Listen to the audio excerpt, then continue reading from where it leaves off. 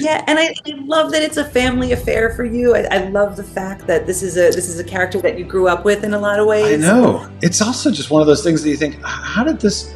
If I had tried to plan it, it never would have worked. If I'd been like, you know what I should do is I should get my Uncle Paul's book and we should do it. Like I don't think it would have never happened. It happened completely by accident. It looks like by design, but it really wasn't. Also, how special is it that you get to share a role with Harrison Ford?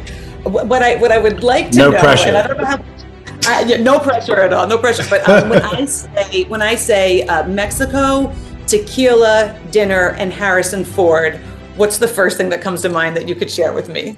Dream date, first of all. Was it really by chance? That was again another thing by chance. I mean, it's always an odd thing. You don't want when you're doing a role that someone else has done before. You obviously have the impulse that you'd love to reach out and talk to them, but you're like, I don't want to make it look like I'm mining them for their secrets or their magic tricks or whatever. But we had a friend in common, and I'd never met him, and they said, oh, he's going to be in Mexico while you're shooting. Coincidentally, I ended up staying at the same hotel, and This is crazy. yeah, and we put a little dinner together, just me and him, sort of in one of those private back rooms, and had a really hilarious, fabulous dinner.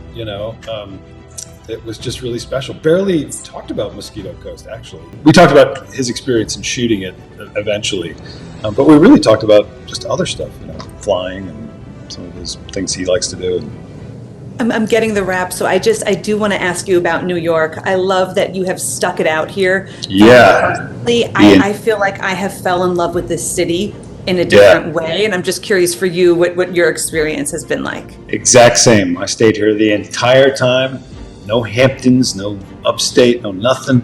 I stayed here the entire time of the pandemic. And it is, New York City on Christmas or Christmas, I would say, like that's the day where like you can sort of walk down the center of Broadway.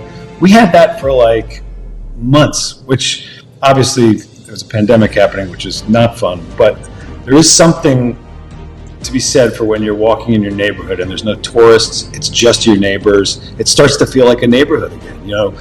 You start to get back on a first name basis with the grocer and the deli and the newspaper kiosk and all that kind of thing. It's just fabulous. Like And Kuma, who is the best thing for me Kuma, coming out of this quarantine. you and me both. She saved my life, So she was the best thing that ever. I mean, thank God for her. They did tell me she was a diva on set, though. They did say she's a major diva. I mean, I have a zillion pictures of her sitting in her director's chair, and she ate Melissa's my snacks, director's chair. apparently. Yeah. She's the best. She went everywhere with us. She should be getting paid back, frankly. At this point, yeah, she cheered everyone up. I love it. It is always such a pleasure to talk to you, and it is so funny because you play all of these questionable characters, and you're truly one of the nicest, consistently one of the nicest. So this has been a pleasure. Thanks, Joelle. I appreciate. Thank you for leaving me with this fireplace envy. Thank you very much. There you go. So keep on the wrong side. It'd be a terrible.